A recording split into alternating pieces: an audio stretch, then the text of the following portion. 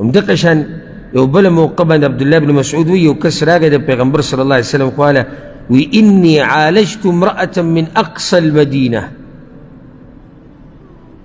زه وی د یو زنانه سره میلاو شوی وم وانی اصبت منها ما دون ان امسها او زه د هغې سره میلاو شوم خو یعنې هر څه وشو مطلب جوخ شوم د هغې د بدن سره ښکلول را ښکلول به پکې مې شوي خو دا دی چې کوروالی مې ورسره نه دی کړی فقد ما شئت فانا هذا دینداره خلک ګوره انسان نه غلطي کي نو یا رسول الله زه ستاسو مخکې دا دی ولاړ یم او چې څه ستاسو فیصله وي تیار یوت زما نه دا غلطي شوې نو عمر رضی الله عنه خوا کې ناست و ورته غوسه شو وقد ستر الله عليك لو سترت على نفسك الله د باندې اسم پرده راچولې په ځان باندې راچولې توبه دې وشته او داسې مؤمنان نه وکړه غلطي شوې ده دی اوس غواړي چې څه طریقه کار وشي چې زما دا غلطي الله ماته معاف کړي زموږ په شاقرو موږ خو ګناهونو پسې ګناهونه کوو خپل صفتونه کوو چې زموږ دینداري ډېره ښه ده ها که چېرته مزدورۍ کې کته بره شو نو ټوله ورځ هم طبیعت خراب وي که نه برابر وي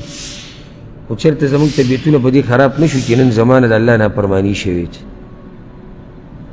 زما دینداري کمزوري شوې ده په دې موږ نه یو خفه شي موږ خفه کېږو په دې چې کله پیسې کمې شي مزدوري کمه شي تنخوا برابر نه وي بیا هم سخت د طبیعت خراب خو طبیعت د ډېرو لږو مؤمنانو به خرابېږي په دې باندې چې د هغه نه چې د ګناه شوي طبیعت یې په دغه ورځ خراب وي یاره وي ګناهونه خو کېږي خو نه رانه ډېره ګناهونه وشو یا رانه یو عجیبه ګناه وشو یا رانه غټه ګناه وشو نو پیغمبر صلی الله علیه وسلم هغه له څه جواب ورنه کړو غلی شو لږ ساعت بعد پیغمبر صلی الله علیه وسلم یو کس په هغه پسې ولېږو هغه سړی راولی چې شو اتلی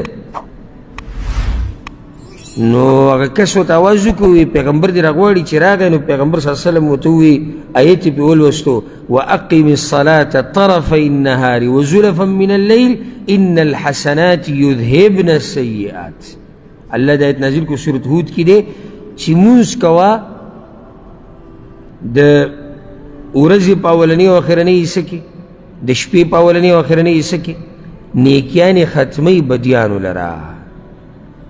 نو علاج د دې ګناه اوس څه دی عبادتونه ډېر کوه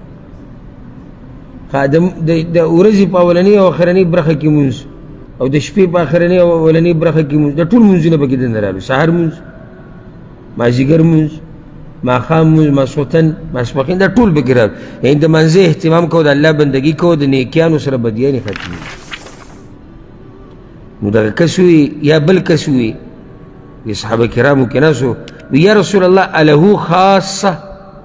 ام للناس کافه د دوی دپاره خاص دی چې د دوی د ګناه الله په دې عبادتونو ختموي که نه ټولو دپاره ده وي نه بل للناس کافه د ټولو مؤمنانو دپاره ده